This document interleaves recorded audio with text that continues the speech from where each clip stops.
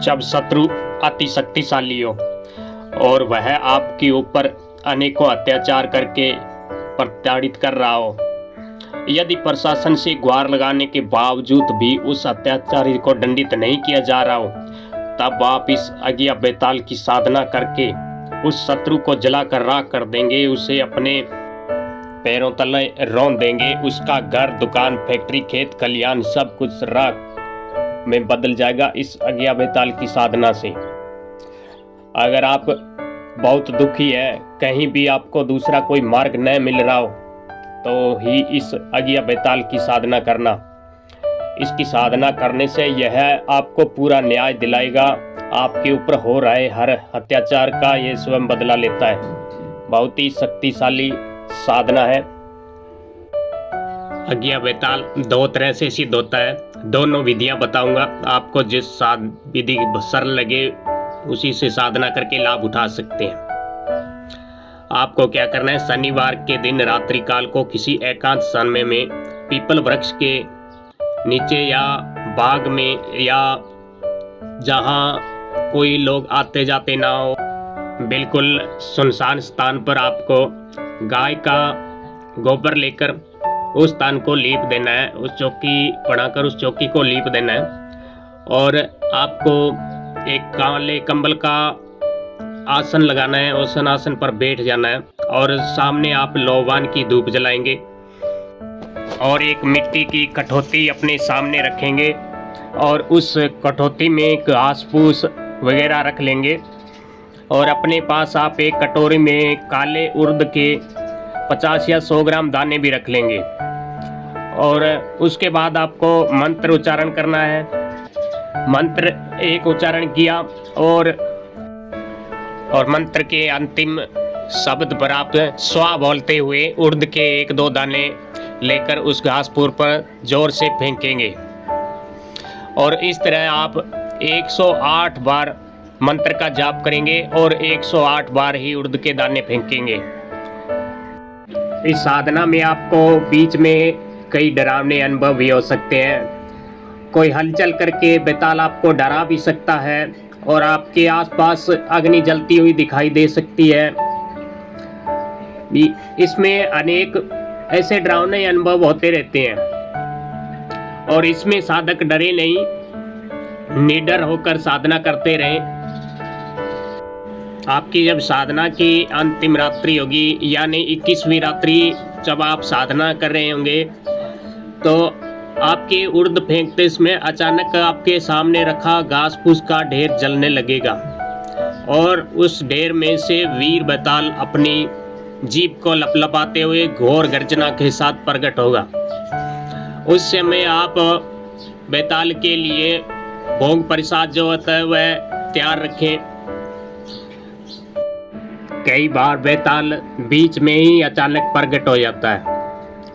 अगर बीच में ही आपके बेताल प्रकट हो जाए तो उसे भोग प्रसाद देकर वचन ले सकते हैं, किंतु आप साधना पूरी 21 दिन की समापन जरूर करेंगे। और कई बार बेताल प्रकट होने से पहले बहुत हलचल करता है, साधक को बहुत डराने की कोशिश करता है। अगर साधक डर जाता है तो बेताल नाराज होकर वापस चला जाता है, वह सिद्ध नहीं होता है। तो ऐसी अवस्था में आपको बिल्कुल भी घबराना नहीं है, डरना नहीं है। और जब भी आज्ञा बेताल प्रकट हो तो उसे आप पंचमेवा से भरा हुआ कटोरा भेंट करें और श्रद्धा पूर्वक और भक्ति पूर्वक उसे नमस्कार करते हुए कहें, हे वीर बेताल, आप शांत भाव से मेरी जीवा पर विराजमान हो जाएं।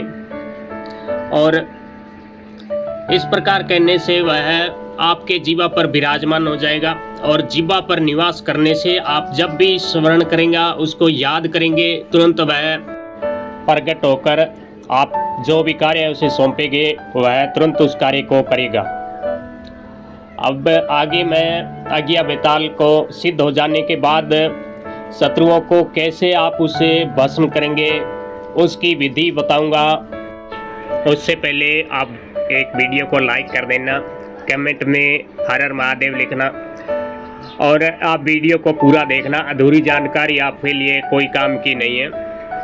तो आज्ञा बेताल से आप शत्रुओं को भस्म करने के लिए भस्मीभूत इस प्रकार बनाएंगे। आपको क्या करना है कि किसी भी शनिवार या रविवार की रात्रि को आप पीपल वृक्ष या वट वृक्ष की जड़ के पास जाकर लोबान की धूप जलाकर उसके बाद आप हाथ जोड़कर 21 बार उस मंत्र का जाप करेंगे तो वह आज्ञा बेताल प्रकट हो जाएगा। प्रकट होते ही उसे नमस्कार करें और पंचमेवों से भरे हुए कटोरी उसके हाथों में समर्पित कर दें।